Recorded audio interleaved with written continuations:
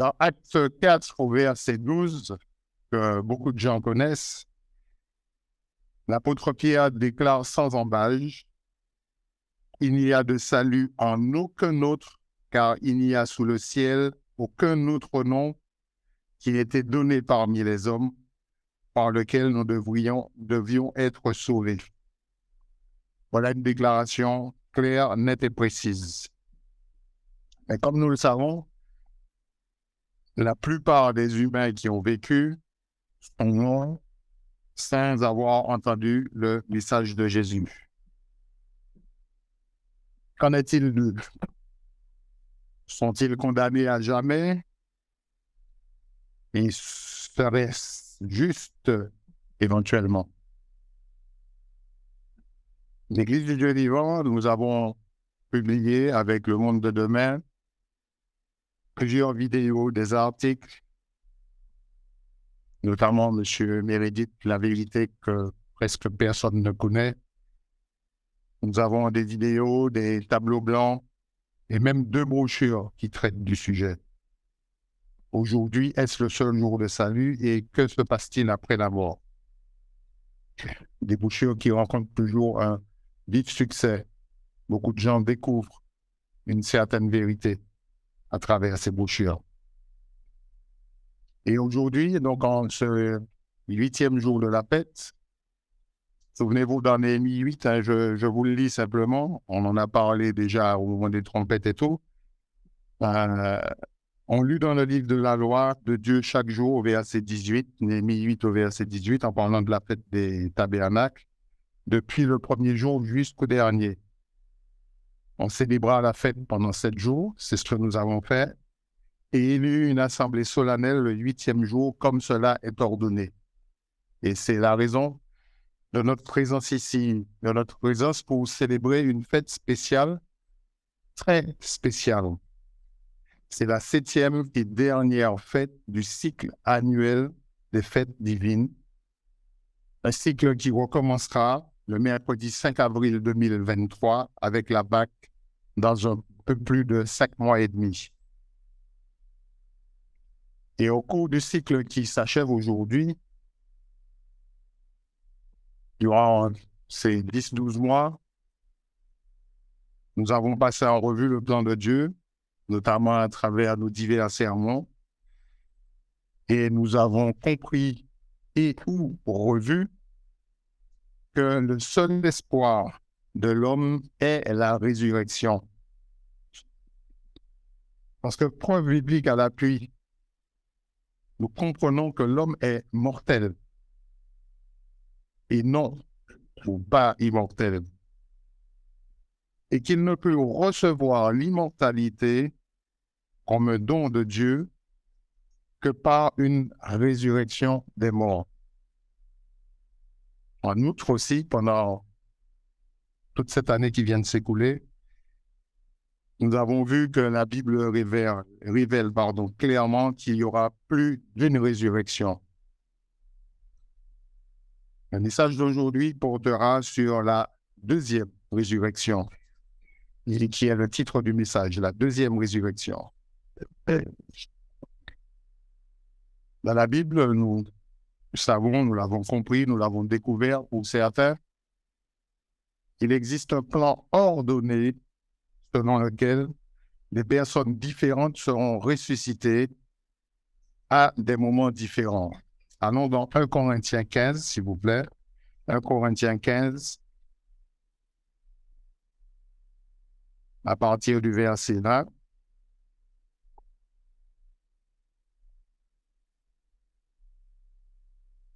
Mais maintenant, Christ est ressuscité des morts. Il est les prémices de ceux qui sont morts. Car puisque la mort est venue par un homme, c'est aussi par un homme qu'est venue la résurrection des morts. Et comme tous meurent en Adam, de même tous revivront en Christ, mais chacun en son rang. La King James dit « chaque homme en son propre rang ». Christ comme prémisse, puis ceux qui appartiennent à Christ lors de son avènement. Nous avons donc la qualité des gens qui recevront cette résurrection et le moment de cette résurrection, ceux qui appartiennent à Christ lors de son avènement. Nous comprenons à travers ces quelques versets que nous avons lus qu'il y a un ordre approprié ou une succession de résurrections. Les vrais chrétiens fidèles seront les premiers à être ressuscités à la vie, ceux qui appartiennent à Christ. Et ils seront ressuscités à l'immortalité lors de la seconde venue du Christ. C'est ce que nous avons vu lors de la fête des trompettes.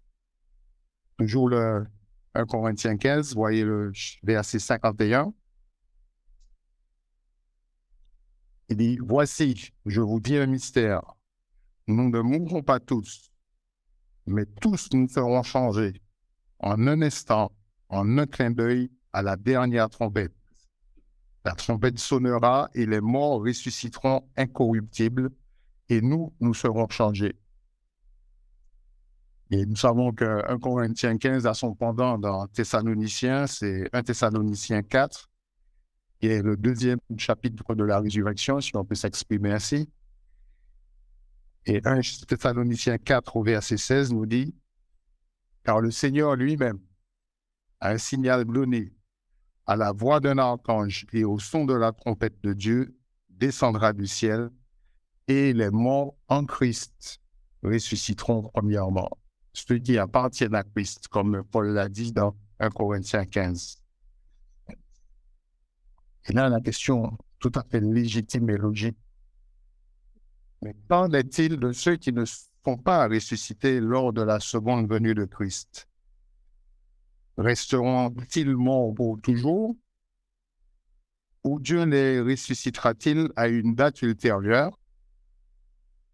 Et reviendront-ils à la vie pour être jetés dans les temps de feu? Qu'en est-il de toutes les multitudes qui n'ont pas reçu le salut? On peut parler des athées ou de tous ceux qui ont vécu sans avoir jamais vu une Bible, qui n'ont pas de Bible et n'ont jamais entendu le nom de Christ ou compris l'Évangile, quand bien même ils auraient des Bibles et connu le nom de Christ, ou entendu simplement le nom de Christ. Certains disent que ces multitudes auront une seconde chance, entre guillemets. La vraie question, mais ont-elles vraiment eu une première chance de connaître Jésus comme sauveur? Apocalypse 20, au verset 5, commence à nous donner une réponse.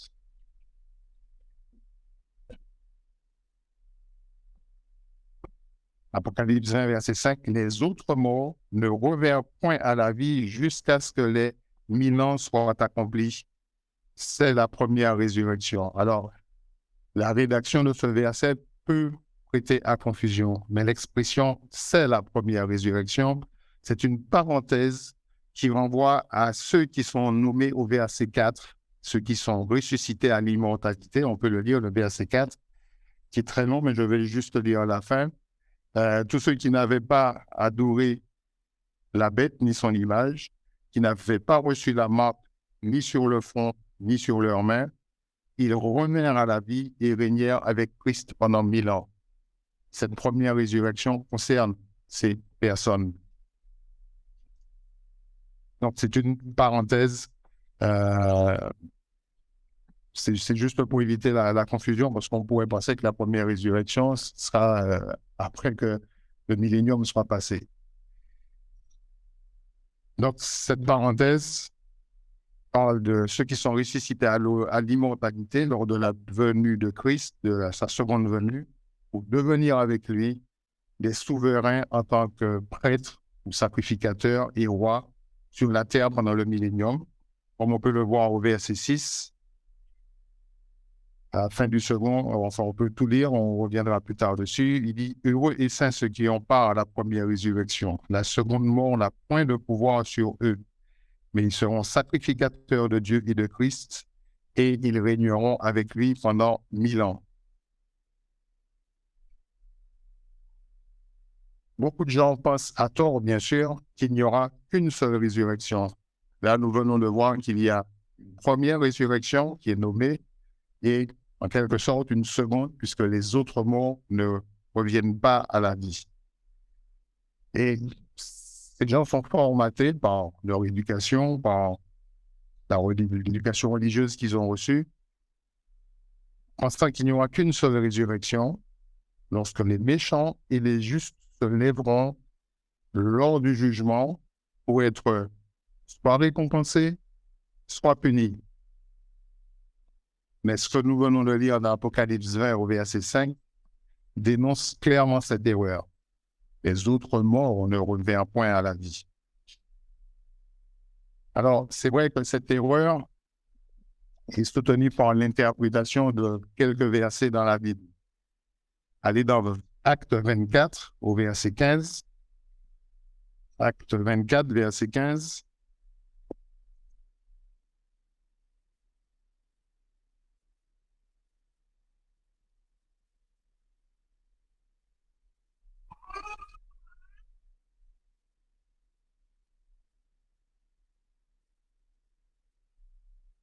Il parle, ayant en Dieu cette espérance, comme ils l'ont eux-mêmes, qu'il y aura une résurrection des justes et des injustes.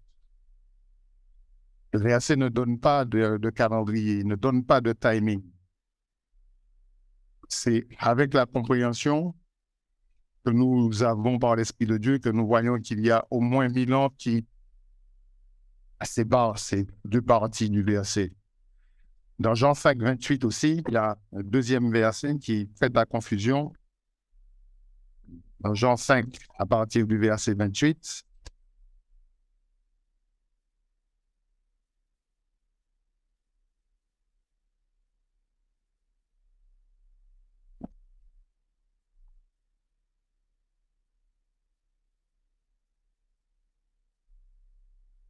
en allant au verset 29, il dit « Ne vous étonnez pas de cela, car l'heure vient où tous ceux qui sont dans les sépulcres entendront sa voix et en sortiront. Ceux qui auront fait le bien ressusciteront pour la vie, mais ceux qui auront fait le mal ressusciteront pour le jugement. » Et on peut aussi aller dans Daniel 12 au verset 2, où il parle de la félicité et de l'opprobre pour ceux qui ressuscitent. Mais en fait, la Bible ne dit nulle part que Dieu ressuscitera tous les morts en une seule et même résurrection. L'apôtre Jean, on a vu, a parlé dans une première résurrection dans Apocalypse 26, et Paul la qualifie dans Hébreux 11, 25, notez-le simplement de meilleure résurrection. Donc, si on parle de première, si on parle de meilleure, c'est qu'il y a autre chose. Et bien sûr, cette seconde résurrection est, on va dire, introduite par la phrase de Jean dans Apocalypse 20 au verset 5, « Les autres morts ne reviennent point à la vie. » Alors maintenant, analysons la situation. Puisque tous les morts justes sont ressuscités lors de la seconde venue du Christ, laissant les morts injustes, entre guillemets, dans leur tombe, tous ces morts injustes sont-ils éternellement perdus? On a posé la question tout à l'heure. Sont-ils sans aucun espoir d'avoir un jour la possibilité de revivre et d'obtenir l'immortalité? Ces injustes doivent-ils simplement être ressuscités pour que Dieu les jette dans un étang de feu pour y être brûlés? Autre question tout à fait légitime. Que voulait dire Christ dans Jean 5, 29? « Mais ceux qui ont fait le mal ressusciteront pour le jugement. »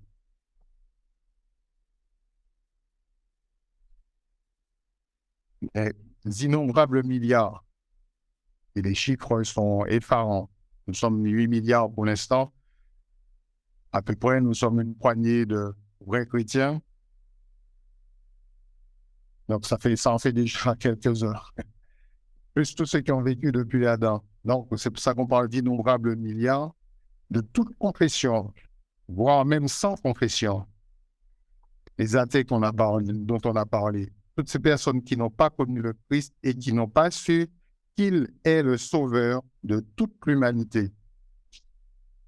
Ces personnes pourraient-elles être déclarées coupables ou responsables, puis être condamnées car elles n'ont simplement pas reçu cette connaissance vitale? Nous l'avons dit au début du message, il n'y a de salut en aucun autre nom. Et sous le ciel, aucun autre nom n'a été donné que celui de Christ, pour que nous soyons sauvés.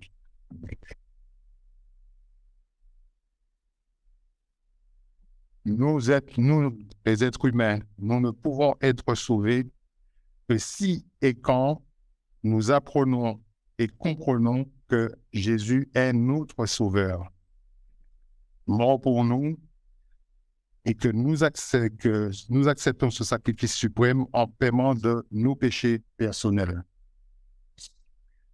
Le Christ lui-même a déclaré dans Jean 10 au verset 9, je vous le lis simplement, « Je suis la porte ». Les enseignants qui sont dans la salle diront, ça c'est un article défini. Ce n'est pas une porte, quelle porte? C'est la porte. Le Christ est la porte. Si quelqu'un entre par moi, il sera sauvé. Il entrera et il sortira et il trouvera des pâturages. En quelque sorte, ça revient à dire qu'il n'y a pas d'autre porte par laquelle nous pouvons entrer dans le royaume de Dieu. Et là, les esprits chagrins ou les personnes qui ont du mal à comprendre ces vérités claires pourraient se dire, mais voulez-vous dire que Dieu ressuscitera les hommes ou les ramener à une vie physique, à une vie mortelle, et leur donner une seconde chance? Ce n'est pas du tout ce que la Bible enseigne. Par contre, les Écritures révèlent clairement que le temps venu, Dieu ressuscitera les morts, entre guillemets, injustes. Ceux qui, sans que ce soit leur faute, ont été trompés, séduits, ou n'ont jamais connu la voie du salut. Et il leur révélera à ce moment son plan de salut. Il y a une vérité, une double vérité biblique que nous ne devons jamais, jamais oublier. C'est une vérité fondamentale, une double vérité. Hébreux 6, 18 nous dit qu'il est impossible que Dieu mente. Et Jean 10, 35 nous dit que l'Écriture ne peut être anéantie. Par conséquent, tout ce que Dieu promet dans sa parole, il le fera. Et je pense que c'est la raison de notre présence ici aujourd'hui. Croire en Dieu, croire qu'il tient sa parole.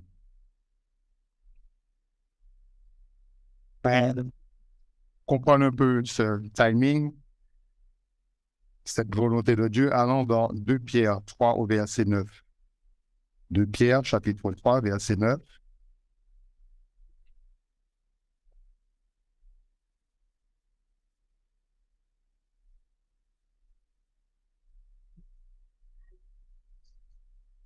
Nous dit que le Seigneur ne tarde pas dans l'accomplissement de la promesse, comme quelques-uns le croient, mais il use de patience envers vous, ne voulant pas qu'aucun périsse, mais voulant que tous arrivent à la repentance.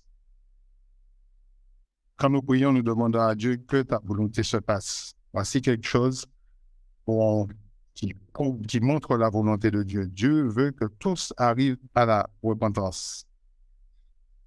Et sa volonté, donc, en tant que créateur aimant, est que vraiment tous arrivent à la repentance au moment opportun et selon la méthode appropriée.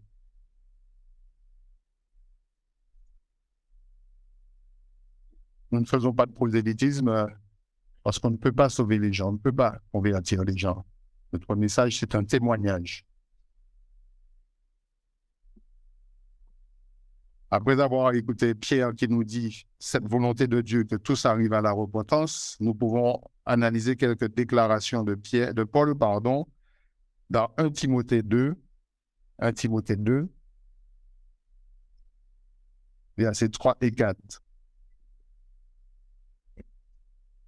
Il nous dit, cela est bon et agréable devant Dieu notre Sauveur, qui veut, encore une fois une expression de sa volonté, qui veut que les hommes soient sauvés et parviennent à la connaissance de la vérité. Et au verset 5, il va continuer en affirmant, car il y a un seul Dieu et aussi un seul médiateur entre Dieu et les hommes, Jésus-Christ homme, qui s'est donné lui-même en rançon pour tous. C'est là le témoignage rendu en son propre temps. Ces versets vont confirmer du coup, Acte 4, 12, il n'y a aucun autre nom qui nous était donné. Et Jean 19, je suis la porte. C'est vrai que pour beaucoup, c'est difficile à comprendre. Vous avez tous vu dans les films des gens qui envoient des gens brûlés pour l'éternité en enfer, etc., etc. On a tous entendu cela. Or, Dieu veut que tous les hommes soient sauvés. Et Christ est mort vraiment pour tous les hommes. Et c'est à Dieu qu'incombe la responsabilité d'appeler et d'accorder aux gens la connaissance de la vérité. C'est sa responsabilité, en passant certainement par son Église, par la Bible, mais c'est sa responsabilité d'appeler. La grande majorité de ceux qui ont vécu et sont morts ont été, sans que ce soit de leur faute, privés de cette connaissance qui aurait pu rendre le salut possible dès leur première vie. Mais ça encore, c'est la responsabilité de Dieu. Et donc, il est impératif que Dieu leur donne leur première, pas leur seconde, leur première réelle opportunité d'entendre et de comprendre et de suivre la voie de vie divine menant au salut. Ce que nous avons, nous, maintenant. Et comment s'y prendra-t-il? En les ressuscitant des morts à une nouvelle vie physique lors d'une deuxième résurrection. Sinon, ils sont là sous terre pour l'instant. Et dans le monde chrétien, je pourrais mettre des guillemets, des millions croient à tort que lorsqu'une personne meurt dans le péché, elle est perdue à jamais. On leur a inculqué cette connaissance comme étant une vérité. Et nombreux sont ceux qui se sentent obligés de veiller à ce que le Christ soit prêché aux païens du monde entier. Parce qu'ils pensent que si ces païens meurent dans le péché, ils seront privés à jamais de salut. Jean 5, 29, on a dit, amène de la confusion. Mais que voulait dire Christ dans Jean 5, 29? Et ceux qui ont fait le mal ressusciteront pour le jugement. Et d'autres versions vont encore traduire ce mot pour apporter plus de confusion, en traduisant ce mot par condamnation. Donc certains seront, d'après la Crampon, d'après la Martin, d'après l'Osterwald, ressuscités pour la condamnation. Donc quelqu'un vous dira, oui, mais j'ai lu ça dans la Bible. C'est logique. Mais il nous appartient, avec l'aide de l'Esprit de Dieu, de comprendre vraiment son plan. Que signifie être ressuscité pour le jugement?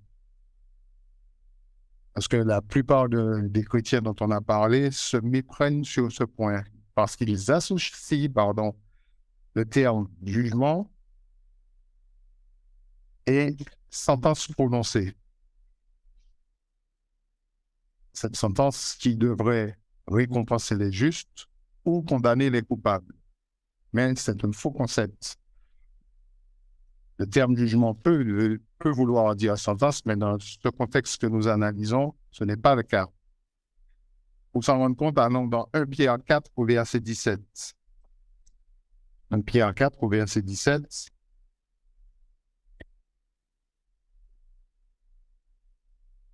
Nous lisons, car c'est le moment où le jugement va commencer par la maison de Dieu.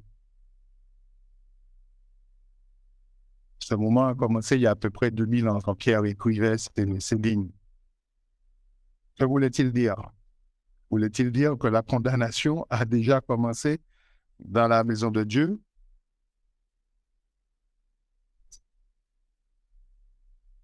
La maison de Dieu, nous le savons, c'est l'Église. Ça n'aurait pas trop de sens. Ça veut dire que vous êtes appelés par Dieu à connaître sa vérité, à la mettre en pratique, et votre condamnation commence. Non, notre jugement commence. Parce que Pierre faisait plutôt référence à ce que Dieu fait en nous jugeant, en nous évaluant maintenant. C'est une évaluation qui se passe dans nos vies maintenant. Nous lui appartenons, nous l'avons vu, nous sommes censés être ressuscités à la première résurrection. Donc, les vrais chrétiens sont évalués. C'est ce que Pierre entendait, car c'est le moment où le jugement va commencer par la maison de Dieu. Mais il nous faut, et là, je vais ouvrir une grande parenthèse pour que nous puissions vraiment avoir à l'esprit comment nous sommes engagés au niveau du baptême. Notre chance, c'est maintenant. Et nous n'en aurons pas une autre. L'apôtre Paul est clair dessus. Allons dans Hébreux 2, dans le livre des Hébreux, on va y rester. Dès le chapitre 2, dans ce livre, à plusieurs reprises, il nous lance des avertissements. Hébreux 2, au verset 2, il dit « Car si la parole annoncée par les anges a eu son effet, et si toute transgression et toute désobéissance ont reçu une juste rétribution, comment échapperons-nous en négligeant un si grand salut ?» Montrant que nous avons une responsabilité vis-à-vis de la connaissance que nous recevons. Nous avons une responsabilité vis-à-vis de l'offre de salut qui nous est faite. Nous ne devons pas la négliger. Au chapitre 6, toujours du livre des Hébreux, il va un peu plus loin, à partir du verset 4. Il nous dit, car il est impossible que ceux qui ont été une fois éclairés, qui ont goûté le don céleste, qui ont eu part au Saint-Esprit, qui ont goûté la bonne parole de Dieu et les puissances du siècle à venir. On vient de célébrer la fête. On a parlé de l'avenir, de ce siècle à venir, de ce monde à venir. Et au verset 6, et qui sont tombés. Et là, ça peut prêter encore à confusion parce qu'on peut tomber et se relever. Mais la King James en français nous dit « s'ils abandonnent ». Là, c'est pas tomber, mais c'est rester par terre. Et si plaire, on dira, ne pas avoir la volonté de se relever. Donc, et qui sont tombés, soit encore renouvelés et amenés à la repentance. Là, la King James parle de restaurer. Autrement dit, qu'il y a du travail derrière. Donc, qu'ils soient encore renouvelés et amenés à la repentance, puisqu'ils crucifient pour leur part le Fils de Dieu et l'exposent à l'ignominie.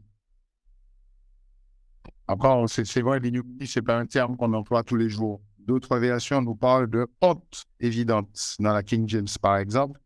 Et la seconde 21 nous dit que nous déshonorons publiquement notre Sauveur si nous tombons sans nous relever, si nous abandonnons en quelque sorte. C'est vraiment des versets forts à méditer. Donc, Paul va encore plus loin dans Hébreux 10. Là, c'est aller crescendo, hein. Il nous a parlé d'échapper si nous négligeons un salut, si vous un salut. Il nous donne des conditions si nous tombons et ce qui se passe. Et là, on va à la conclusion de son cheminement, Hébreux 10 au verset 26. Car si nous péchons volontairement, après avoir reçu la connaissance de la vérité, il ne reste plus de sacrifice pour le péché, mais une attente terrible du jugement. D'accord? Mais dans ce cas de figure, c'est le verdict. C'est la sentence, puisqu'il dit « Mais une attente terrible du jugement et l'ardeur d'un feu qui dévorera les rebelles. » Pour résumer cette parenthèse, Dieu tient chaque vrai chrétien personnellement responsable de ses actions et juge actuellement chaque croyant en fonction de sa parole. Allons dans Jean 12 au verset 48. C'est le Christ lui-même, pour ceux qui ont des Bibles où c'est écrit en rouge. Jean 12, au verset 48.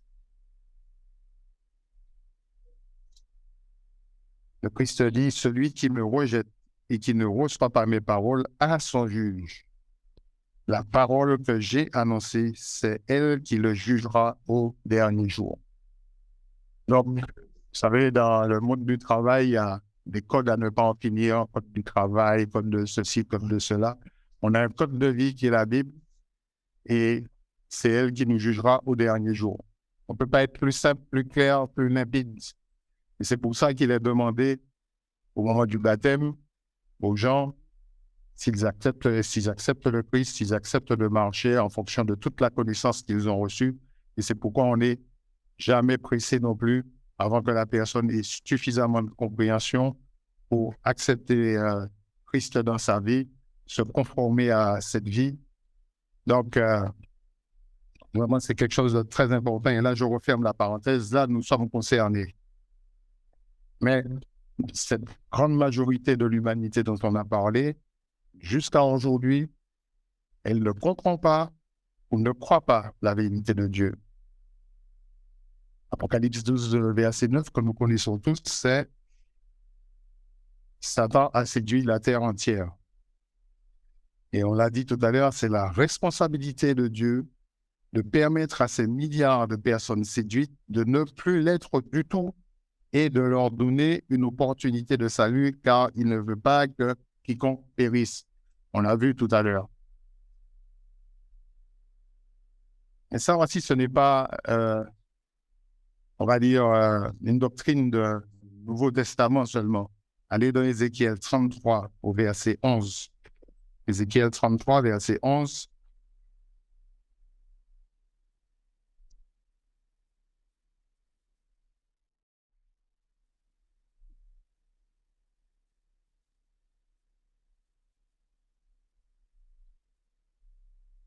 Dis-leur, je suis vivant, dit le Seigneur l'Éternel. Ce que je désire, ce n'est pas que le méchant meure, c'est qu'il change de conduite et qu'il vive. Revenez de votre mauvaise voie. Pourquoi mourriez-vous, maison d'Israël? Et ce simple verset, qui prend tout son sens, quand on comprend quelle était la mission d'Ézéchiel. Si vous avez encore le temps, ou prenez le temps quand vous serez à la maison, vous voyez l'émission de M. Brochu, Alerte à la Nation. Mais on a d'autres émissions qui viennent aussi, qui parleront précisément de cette mission d'Ézéchiel. Et M. Vetrache, hier, a effleuré rapidement le sujet. Allons dans Ésaïe 25. Allons dans Ésaïe 25.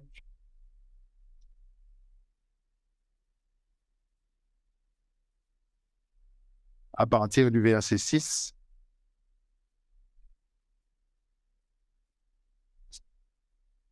Dieu est un Dieu d'amour, de miséricorde. Il nous a créés et il veut, comme on l'a vu tout à l'heure, que tous les hommes soient sauvés. Il ne veut que quiconque périsse, mais que tous arrivent à la repentance, à la connaissance de la vérité.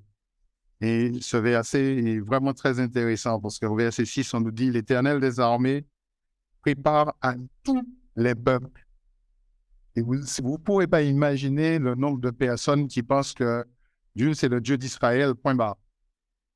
Dans tous les commentaires Facebook qu'on a analysés pour les supprimer ou porter des réponses et tout, il y a très souvent, ça c'est pour les Juifs, ça c'est pour Israël, ça c'est pour les Juifs, ça c'est pour Israël, notre liberté est en Christ, etc. Ils ne savent pas qui était le Dieu de l'Ancien Testament, que Christ était le Dieu de l'Ancien Testament. Et c'est vrai que c'est une confusion totale. Beaucoup de gens s'interrogent, pourquoi vous ne parlez pas de la guerre dans telle région, dans telle ceci. Ils ne comprennent pas que c'est universel et que l'amour de Dieu est pour tous les hommes. Quand il dit « L'Éternel des armées prépare à tous les peuples sur cette montagne un festin de mets succulents, un festin de vin vieux, des mets succulents pleins de moelle, des vins vieux clarifiés. Et sur cette montagne, il anéantit le voile qui est sur tous les peuples, la couverture qui couvre les nations. C'est cette fête aujourd'hui qui représente un peu ce geste de lever le voile, de le déchirer. Dans d'autres versions, c'est l'enlever, le déchirer, le détruire. Ce voile qui voile tous les peuples. La couverture qui couvre toutes les nations.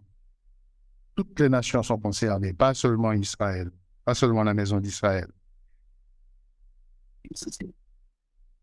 Et quand le Christ dit que certains ressusciteraient pour être jugés, il voulait dire qu'ils sortiraient de leur tombe, de leur sépulcre, à une époque au cours de laquelle ils apprendraient la vérité et auraient l'occasion de s'y conformer. Comme nous, vous et moi, nous avons cette possibilité aujourd'hui de découvrir cette vérité, de l'accepter et de nous y conformer. Mais à ce moment, dans la vie de tout un chacun, comme disait la King James, chaque homme, Dieu prendra alors une décision, il prononcera un verdict pour chacun en fonction de ce que sera sa conduite au moment où il connaîtra cette vérité. Le verset de Jean 12, 48 que nous avons vu tout à l'heure, si la Bible est d'actualité aujourd'hui, Dieu ne change pas, Christ ne change pas, cette même Bible sera le manuel du bon chrétien, on va dire, pendant le millénium et aussi après la deuxième résurrection. Et c'est ces mêmes paroles qui vont juger tout un chacun, comme le Christ l'a dit.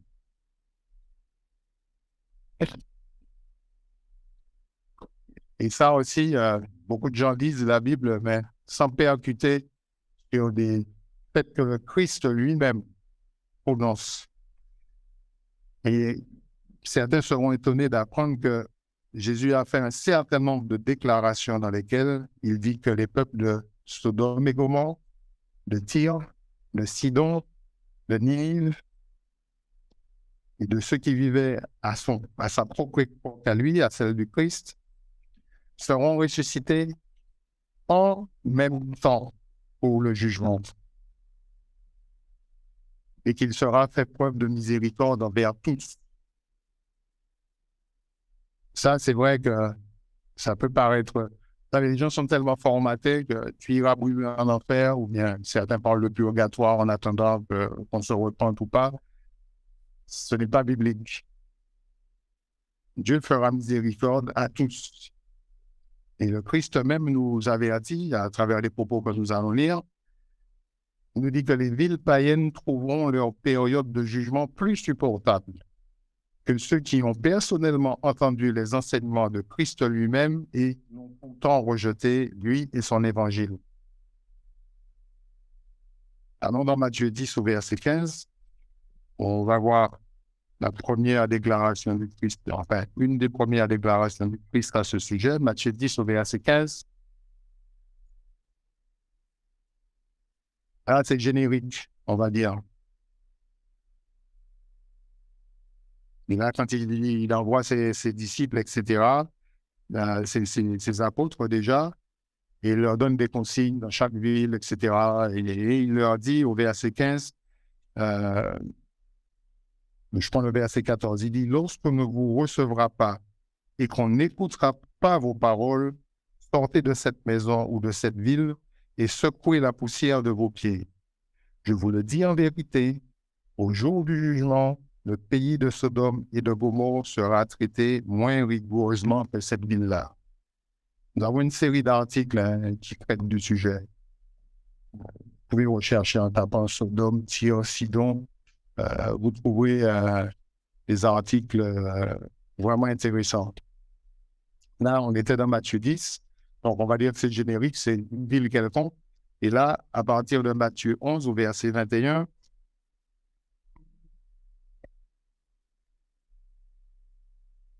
on va prendre le verset 20, il dit « Alors il se mit à faire des reproches aux villes dans lesquelles avaient eu lieu la plupart de ces miracles parce qu'elles ne s'étaient pas repenties. » Et le verset 21, « Malheur à toi, Chorazine, malheur à toi, Bethsaïda, car si les miracles qui ont été faits au milieu de vous avaient été faits dans Tyr et dans Sidon, il y a longtemps qu'elles se seraient repenties en prenant le sac et la cendre. C'est pourquoi, au verset 22, je vous dis qu'au jour du jugement, Tyr et Sidon seront traités moins rigoureusement que vous. Et toi, Capernaum, seras-tu élevé jusqu'au ciel? Non, tu seras abaissé jusqu'au séjour des morts. Car si les miracles qui ont été faits au milieu de toi avaient été faits dans Sodome, elles subsisteraient encore aujourd'hui. C'est pourquoi je vous dis, au jour du jugement, le pays de Sodome sera traité moins rigoureusement que toi. Souvenez-vous dans Genèse 18, parce que Tyr, Sidon, ça ne nous parle pas trop, mais Sodome, oui. Sodome. Alors, si vous voulez plus de détails sur Tyr et Sidon, lisez la brochure, la Bible réalité ou fiction. Et là, vous allez trouver, il y a un petit paragraphe assez intéressant qui parle de l'histoire de Tyr et de Sidon pour prouver la véracité de la Bible. Mais Sodome, on connaît toute l'histoire de Sodome et de Gomorrhe. Et Abraham a négocié avec Dieu. Ça, c'est quelque chose qu'il faut relire. Même si on connaît l'histoire, relire avec cette perspective d'aujourd'hui. Et il n'a pas été trouvé dit juste dans la Bible. Et là, Dieu dit, ben voyez, ces gens pervers là, ils seront traités moins rigoureusement que Capernaum, etc., etc. Parce que j'ai fait des miracles chez vous et vous n'êtes pas repartis. Vous n'êtes même peut-être pas interrogé sur ce qui se passait. Allons dans Matthieu 12, au chapitre d'après. Il va aller un tout petit peu plus loin pour compléter le tableau. Au verset 41, il dit, les hommes de Ninive se lèveront au jour du jugement avec cette génération. Et c'est ça qui nous prouve que ces gens de Sodome, de Tyr, de Sidon, de Ninive sont ressuscités en même temps que les gens de l'époque du Christ, avec cette génération à laquelle il parlait. Ils la condamneront parce qu'ils se repentirent à la prédication de Jonas, et voici, il y a plus que Jonas. Et au verset 42, il dit, la reine du Midi se lèvera au jour du jugement avec cette génération et la condamnera parce qu'elle vient des extrémités de la terre pour entendre la sagesse de Salomon. Et voici, il y a ici plus que Salomon. Alors, le royaume de Séba, de Saba, comme on l'appelle, S-A-B-A, ou Séba, ou de la reine du Midi, si vous avez une carte de géographie en tête, ou bien vous allez regarder plus tard, ça correspondrait à peu près à l'actuel Yémen. Donc, dans la corne de l'Afrique, là, tout au bout de la mer Rouge. La distance à vol d'oiseau qui est au Jérusalem, c'est 2000 km. Alors, il peut être remonté, mais comme elle avait, je pense, une grande caravane et tout, remonter la mer Rouge par bateau, c'était peut-être pas possible, mais traverser toute l'Arabie. Donc, c'est vraiment l'extrémité de la péninsule arabe. Et il y a à peu près 3150 km pour venir voir Salomon, pour l'entendre. C'est vraiment, la distance est impressionnante. Et vous imaginez ce travail pour découvrir Salomon et lui dire, j'avais entendu parler de toi, mais en quelque sorte, maintenant mon œil a vu, en fait, faisant le parallèle avec, avec Job. Mais tous ces gens, donc, se repentiront, que ce soit Sodome, Tyr, Sidon, cherchez à étudier ce qui s'est passé à Tyr et à Sidon enfin, à travers vos études personnelles. Ninive, on connaît plus parce que c'est Jonas, c'est l'histoire de Jonas. Et ça me permet aussi d'ouvrir une parenthèse. Vous savez, quand le Christ parle lui-même de quelqu'un, il a parlé de Job, parce qu'il y a des gens qui doutent de l'existence de Job, qui pensent que c'est un mythe. Quand il parle de Jonas, une histoire de poisson qui avale quelqu'un, etc., il parle de Jonas.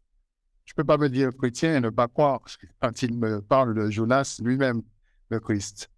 Je ferme la parenthèse. Mais ce qui est important, c'est intéressant. On pourrait dire, oui, c'est dans le Nouveau Testament seulement.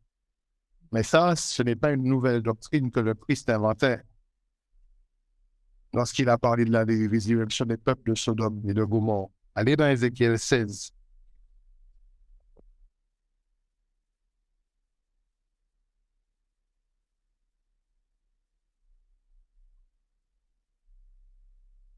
Vous lisez tout le chapitre à la maison. Et une grande partie du chapitre va concerner le peuple de Jérusalem. dès le verset 2, nous voyons Fils de l'homme fait connaître à Jérusalem ses abominations. Il va détailler les abominations et ça décoiffe.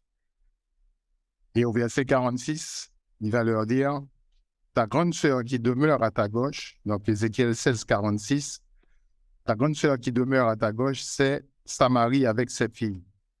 Et la petite sœur qui demeure à ta droite, c'est Sodome avec ses filles. Tu n'as pas seulement marché dans leur voie, commis les mêmes abominations. C'était trop peu. Tu as été plus corrompu qu'elle dans toutes tes voies. Le peuple de Dieu. Et on vient de voir ce qui s'est passé à Sodome. On vient de l'évoquer en tout cas. Et Dieu dit, ben voilà, vous êtes allés encore plus loin que.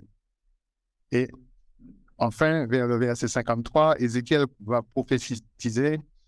Il prophétise le moment où les habitants de Sodome et de Samarie et ceux de Jérusalem seront tous sortis de leur captivité de la mort et recevront enfin le salut. Verset 53, verset d'Ézéchiel 16. Je ramènerai leurs captifs, les captifs de Sodome et ses filles, les captifs de Samarie et de ses filles, et tes captifs au milieu des leurs. Deux choses importantes. Sodome, on sait qu'ils ont été rayés de la carte par le feu descendant du ciel. Donc, ils ne sont pas captifs en quelque part. S'ils sont captifs, ils sont captifs de la mort. Et qui plus est, ce qui est intéressant, c'est qu'ils étaient captifs au milieu des leurs. Autrement dit, ce qu'on a vu tout à l'heure avec cette génération. C'est cette deuxième résurrection, c'est un ensemble qui concerne l'humanité. Donc, Sodome et Gomorrhe, ils ont été retenus captifs dans la tombe pendant près de 4000 ans déjà. Mais grâce à la mort et à la résurrection du Christ, tous les prisonniers de la tombe seront libérés. Tous les prisonniers de la tombe, y compris Sodome, y compris Gomorrhe et les autres qu'on a cités. Alors, Éphésiens 4 au verset 8, il faut le lire dans une autre version. Si on lit dans la version second ou Meg 79, etc., on nous dit que, étant monté en haut, donc lors de sa résurrection, on nous dit que Christ a emmené des captifs. La version King James, Neuchâtel et Darby nous disent, étant monté en haut, il, Jésus-Christ, a emmené captive la captivité. Donc, il prend l'amour en captivité en quelque sorte. C'est ça qui est intéressant. Et il a donné des dons aux hommes. Et il le fera de même, il fera de même pour toute l'humanité, en temps voulu, en ressuscitant tous ceux qui sont dans les sépulcres, comme on a vu dans Jean 5, 28, entendront sa voix, etc. Dieu va ressusciter les peuples de l'ancienne Sodome, de la Samarie et de Jérusalem. Et le verset 55 d'Ézéchiel 16 que nous étions en train de lire, le verset 55 dit, ses sœurs Sodome et ses filles retrouveront leur situation d'avant.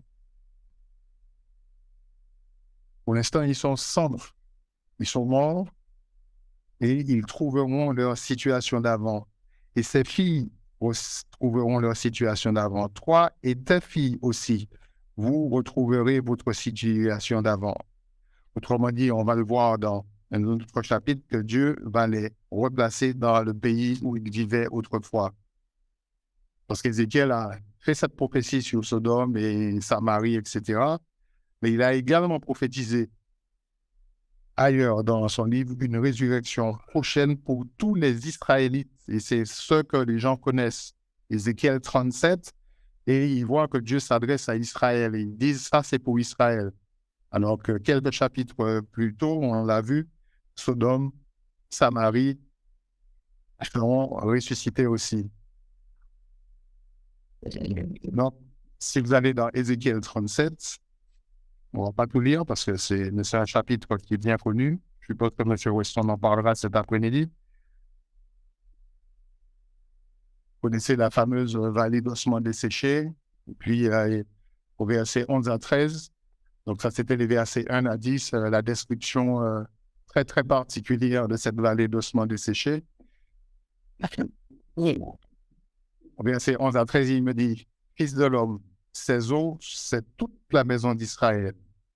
Voici, ils disent, nos eaux sont desséchées, notre espérance est détruite, nous sommes perdus. » Prophétise donc au verset 12 et dis-leur, « Ainsi parle le Seigneur l'Éternel, j'ouvrirai vos sépulcres et je vous ferai sortir de vos sépulcres, ô mon peuple, et je vous ramènerai dans le pays d'Israël. Et vous saurez que je suis l'Éternel lorsque j'ouvrirai vos sépulcres et que je vous ferai sortir de vos sépulcres, ô mon peuple. » On ne peut pas inventer autre chose que de lire clairement qu'il y a une résurrection des sépulcres, on les sort des sépulcres et qu'ils reviennent. Ce n'est pas des squelettes qui reviennent. Vous pouvez relire la peau, la chair, les nerfs, tout ça qui pousse, qui repousse sur ces êtres et le souffle de vie qu'ils reçoivent pour qu'ils soient ressuscités. Et au verset 14, qu'est-ce qu'il dit au verset 14 de Ézéchiel 37?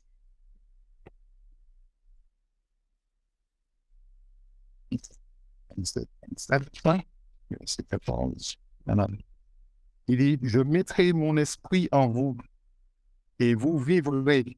Je vous rétablirai dans votre pays et vous saurez que moi, l'Éternel, j'ai parlé et agi, dit l'Éternel. » Recevoir l'Esprit de Dieu en eux, c'est leur donner la condition préalable au salut. Comme vous et moi, ou ceux qui l'ont reçu, qui sont baptisés, ont reçu lors de leur baptême. C'est ce dépôt de la vie éternelle en quelque sorte que nous recevons. Donc, Dieu promet qu'il mettra son esprit en eux. Je mettrai mon esprit en vous et vous vivrez. Je vous rétablirai dans votre pays et vous saurez que moi, l'Éternel, j'ai parlé et j'ai agi. L'apôtre Paul, lui aussi, a prophétisé une résurrection à venir pour l'Israël charnel. L'Israël charnel, on va comparer à l'Israël spirituel qui est l'Église. Allons dans Romains 11, s'il vous plaît.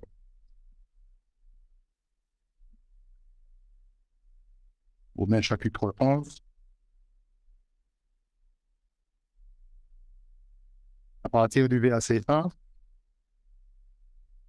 Je dis donc, Dieu a-t-il rejeté son peuple? Loin de là. Car moi aussi, je suis israélite de la postérité d'Abraham, de la tribu de Benjamin. Verset 2. Dieu n'a point rejeté son peuple qu'il a connu d'avance. Dieu n'a point rejeté son peuple qu'il a connu d'avance. Et au verset 7, il nous donne une explication. Quoi donc? Ce qu'Israël cherche ne l'a pas obtenu, mais les élus l'ont obtenu, tandis que les autres ont été endurcis. Selon qu'il est écrit, Dieu leur a donné un esprit d'assoupissement, des yeux pour le point voir et des oreilles pour le point entendre jusqu'à ce jour. Question légitime, pourquoi? Réponse, verset 15. Car si leur mise à l'écart a été la réconciliation du monde, et on pourrait rajouter en rendant possible le salut des païens, donc, que sera leur réintégration sinon le passage de la mort à la vie? Et la version Sterval nous dit, car si le rejet a été la réconciliation du monde, que sera leur rappel sinon une résurrection des morts? Ça aussi, c'est intéressant. Oui, ils vont être ressuscités des morts et recevoir la vie par le Dieu qui les aime et qui aime toute l'humanité. Et au verset 25, on appelle cela un mystère. Toujours dans Romains 11, au verset 25, il dit « Car je ne veux pas, frère, que vous ignoriez ce mystère, afin que vous ne vous regardiez point comme sages. Une partie d'Israël est tombée dans l'endurcissement jusqu'à ce que la totalité des païens soit entrée. Et ainsi, tout Israël sera sauvé, selon qu'il est écrit, le libérateur viendra de Sion et il détournera de Jacob les impiétés. » C'est terrible de voir le nombre de personnes qui pensent que tout est que pour Israël. quand on lit un passage comme ça, tout est clair. C'est pour l'humanité entière. Israël est un peuple choisi, on l'a vu au départ, au verset 1, ce peuple qu'il a connu d'avance. Et ça, ce salut est offert à toute l'humanité. Autrement dit, si on reste sur Israël, Dieu a décidé de n'appeler et de ne choisir que nombre limité d'Israélites. Je ne parle pas d'Israéliens du pays d'Israël que nous connaissons, nous parlons des Israélites, des descendants d'Israël. Il dit, donc Dieu a décidé de n'appeler et de ne choisir qu'un nombre limité d'Israélites de nos jours. Il ne cherche pas à sauver tout Israël maintenant. Il appelle donc les Israélites qu'il veut, mais permet aux autres de rester aveugles, séduits ou endurcis, afin qu'ils puissent appeler un certain nombre de païens pour accomplir son dessein. C'est sa volonté de travailler comme ça.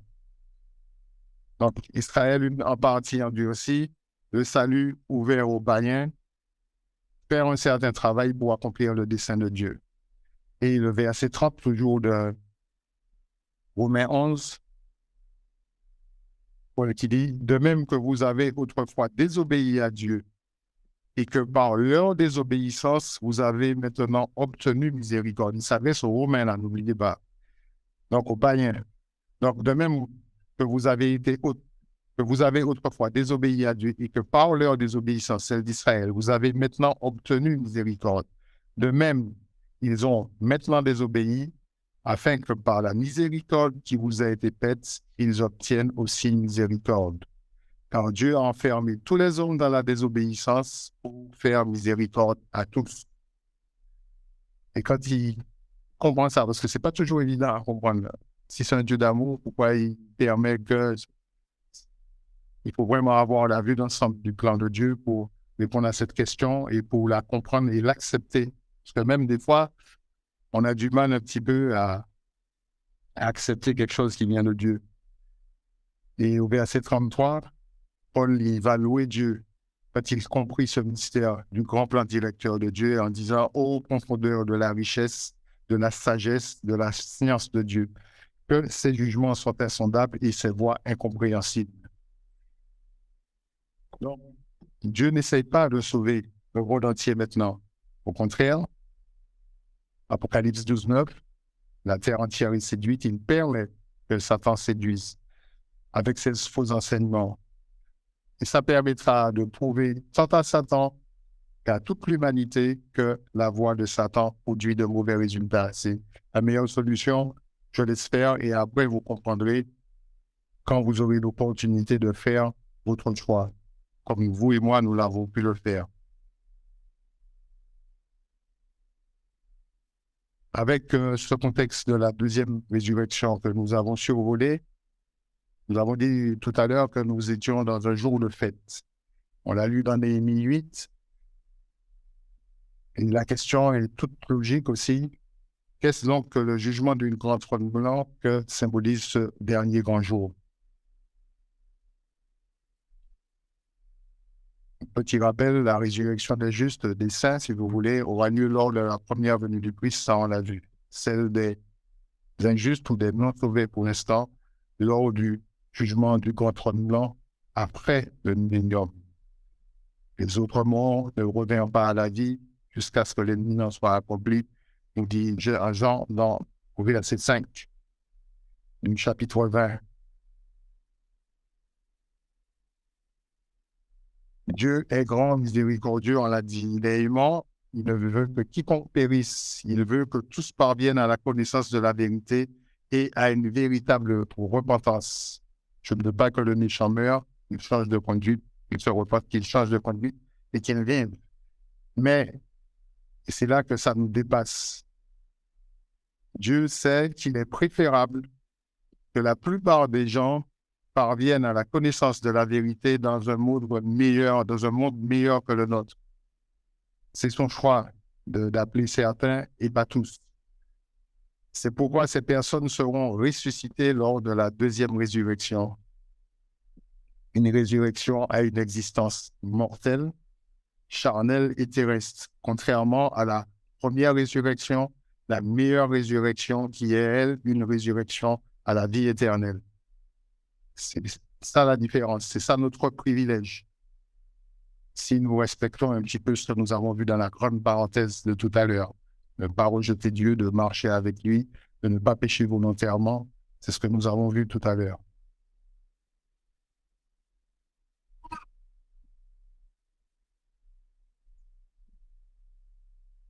Et ça, ce qui est vraiment intéressant, comme le précise Apocalypse 20, au verset 6, heureux et saints ceux qui ont part à la première résurrection, la seconde mort n'a point de pouvoir sur eux. Ça fait la différence avec ceux de la deuxième résurrection qui seront ramenés à la vie, une vie physique, avec la possibilité d'avoir le salut, de recevoir le salut, mais aussi de le rejeter. Dieu n'est pas un Dieu de robots, il donne à tous le libre arbitre. Et ces gens, on pense tous qu'ils feront le bon choix, ça c'est à espérer pour eux en tout cas. Et cette deuxième résurrection, c'est une résurrection physique, charnelle et terrestre. Alors dans Apocalypse 20, toujours, où certains versets vont décrire cette deuxième résurrection. M. Beckreich en a parlé rapidement. Il dit, « Et je vis un grand trône blanc et celui qui est assis au verset 11, qui était assis dessus, et je vis les morts, les petits et les grands, debout devant Dieu. » Si on parle de toute l'humanité, il y a de fortes chances que nos os ne soient plus que poussière, ou qu'on ait complètement disparu. Tu es poussière et tu retourneras dans la poussière, hein, c'est biblique aussi ça. Donc si on les voit debout, c'est qu'ils ont été effectivement ressuscités. Les livres, ça aussi, ça a été dit, en grec c'est biblios, les livres de la Bible, qui furent ouverts à leur compréhension, verset 12. Ça signifie que ceux qui seront ressuscités à ce moment-là auront la possibilité de comprendre, d'avoir accès à la connaissance et à la compréhension, à cette connaissance indispensable dont Paul a parlé. Ils arrivent tous à la connaissance et qu'ils soient sauvés, qu'ils parviennent à la connaissance de la vérité. C'est cette vérité qui leur sera révélée. Et aussi, le livre de vie est ouvert afin que leur nom puisse y être inscrit. Lorsque chacun, faisant le bon choix, se repentira de ses péchés, acceptera le Christ comme sauveur personnel et recevra par le baptême le don du Saint-Esprit de Dieu. Et à ce moment-là, commencera leur période de jugement, d'évaluation en fonction de la parole qu'ils auront embrassée, qu'ils auront comprise. Ça, c'est important de comprendre que c'est pas instinctif, toi, allez hop, par là, toi, par là, non. Ils auront une période, on estime à 100 ans, de vie pour mettre en pratique les commandements de Dieu, pour vraiment apprendre à vivre, surmonter leur nature charnelle qu'ils auront quand même si Satan n'est plus là pour influencer. Ils auront cette nature charnelle qu'ils auront à surmonter et ils seront à ce moment-là évalués par rapport à la parole que, tout comme nous aujourd'hui. Ça, c'était le verset 12. Ils seront jugés selon leurs œuvres. Ainsi, nous voyons que le reste des morts, les autres morts, dont parlait le verset 6, on les voit ressusciter à la vie, ceux tenant debout devant Dieu pour être jugés ou autrement dit évalués, mais pas pour être condamnés. C'est encore cette notion de condamnation avec le mot jugement. Il y a beaucoup de gens qui supposent cela faussement. Alors Dieu y jugera ces morts, entre guillemets, injustes, et qui seront donc à ce moment-là ressuscités à la vie, comme il nous juge en ce moment, comme il juge sa propre maison, son église, ce qu'on a vu dans 1 Pierre 4, 17 et dans Jean 12, 48, c'est exactement la même possibilité qu'ont ces personnes. Et ce livre de vie qui est ouvert, ça permettra qu'ils aient leur nom inscrit pour avoir accès à la vie éternelle. Parce que, tout comme nous, en ce moment, ils devront le vouloir et agir en conséquence. Personne ne sera dans le royaume par accident. Ça, c'est clair, net et précis. Il faut le vouloir et agir en conséquence. La porte est ouverte. Le Christ nous dit qu'il est la porte, qu'il nous laisse un exemple et on n'entrera pas dans le royaume par accident. Oui, je connais un tel, il est à l'intérieur. Ça ne marche pas. D'accord. Il est à l'intérieur, il m'a dit de venir. Ouais. Mais ça ne marche pas comme ça. Donc, c'est vrai que ces gens auront cette même possibilité. C'est ça qui fait la grandeur du plan de Dieu. C'est vraiment passionnant de comprendre ce plan directeur. Le plan directeur que Dieu met en œuvre ici-bas parmi les hommes mortels. Se reproduire à travers nous, nous accepter dans sa famille, dans son éternité, dans son univers. C'est quand même quelque chose d'époustouflant. Donc, avant de conclure, un petit rappel que nous avons tout récemment célébré la fête des trompettes, qui symbolisait le retour en gloire de notre Seigneur et Sauveur Jésus-Christ, retour qui déclenchera la première résurrection réservée aux saints qui se seront qualifiés. Mais d'innombrables milliards de personnes doivent encore être ramenées à une vie mortelle pour avoir leur première opportunité de recevoir le salut. C'est la signification de la fête du dernier grand jour que nous célébrons aujourd'hui. On a parlé de Tyr, de Sidon, de Ninive, de bien d'autres encore. Tout ça pour étoffer ce plan de salut. Et je vous laisse imaginer, en tout cas moi ça m'arrive d'essayer de penser, la joie que sera cette possibilité que nous aurons en tant qu'être devenus spirituels, c'est ce à quoi nous sommes appelés, à travers cette première résurrection, ou si nous sommes vivants à travers ce changement de mortel en immortel, de servir en aidant ces personnes à marcher dans les voies de Dieu, afin de pouvoir nous rejoindre dans la famille de Dieu. Là, pour l'instant, nous prêchons, nous annonçons cette bonne nouvelle, mais nous sommes encore chérissants, tout comme eux, partageant le même sort, entre guillemets. Mais là, nous serons de l'autre côté de la barrière en leur tendant la main, en les aidant, en leur disant « Oui, c'est bien moi ». Et ça, si vous avez des points, c'est impressionnant. On a tous un papa et une maman, donc ça fait 2, 4 grands-parents, 8 arrière-grands-parents, etc. Et c'est impressionnant quand on essaie de réfléchir à ce qu'on appelle un arbre généalogique, mais qui devrait s'étendre à l'infini comme ça, mais finalement qui va se refermer sur Noé, déjà, les 8 qui sont sortis de l'arche, et après encore se refermer sur Adam et Ève. Mathématiquement, j'ai du mal à imaginer la forme pour cet arbre généalogique, puisqu'on est parti d'un couple et nous sommes aussi nombreux. C'est clair qu'il y a eu des croisements, mais c'est à perdre des cheveux que je n'ai pas, mais enfin, c'est vraiment impressionnant de penser à tous ces gens, à revoir notre lignée depuis Adam, tonton un tel, tati un tel, etc., de les aider, ces gens-là. C'est notre mission qui est décrite dans les années 30-20, déjà pour le millénium, où nous serons cette voie qui dira « Voici le chemin, marchez-y ». On pourra leur montrer les expériences que nous avons eues. Déjà dans le millénium, cette mission continuera certainement dans cette période du jugement du grand trône blanc où ces gens, ces milliards d'êtres, auront certainement besoin d'aide et on recevra aussi certainement l'aide de tous ceux qui se feront qualifier pendant le millénium parce qu'eux aussi, ils auront un taf, ils auront un travail.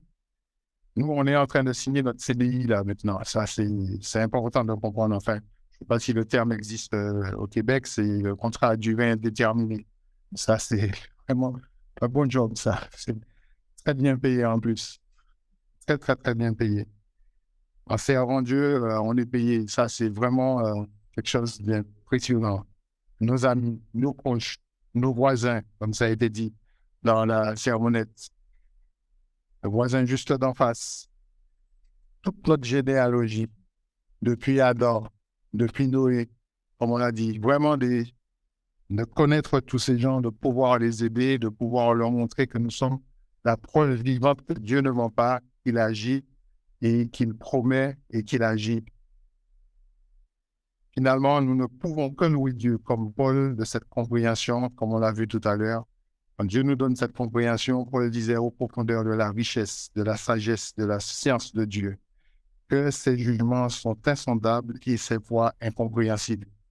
Et je n'ai pas aimé le mot incompréhensible, pas aimé, mais il me gênait. Donc, je suis allé chercher une autre version et c'est la King James française qui nous dit oh, la profondeur de la richesse, de la sagesse et de la connaissance de Dieu.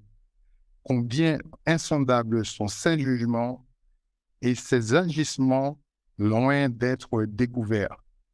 Ça veut dire qu'on a encore énormément à apprendre. Et là, aujourd'hui, avec cette fête qui achève le grand plan directeur de Dieu, nous allons recommencer dans 5 mois et demi avec ce nouveau cycle pour encore et encore nous habituer à cette idée et vraiment travailler à cela. Donc, je vous souhaite une excellente